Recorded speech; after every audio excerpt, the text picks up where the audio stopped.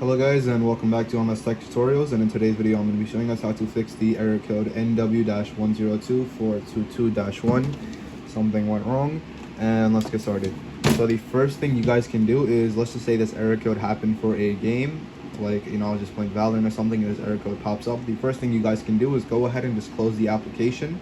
So it will pop up right here. Go ahead and just close the application.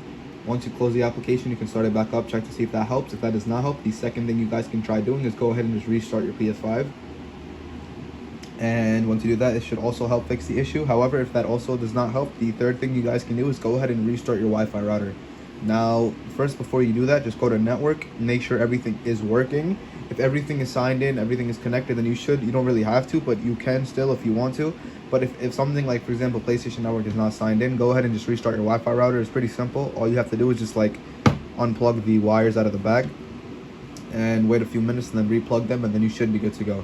And once you do restart your Wi-Fi router, make sure you turn your PlayStation off, and then you turn it back on, and then you check to see if it's fixed. Now, once you do all of these things, the error code should be fixed and you guys should be good to go. So yeah, that is it for the video. Thank you guys for watching. Make sure to give the video a thumbs up, subscribe to the channel, and have a great day.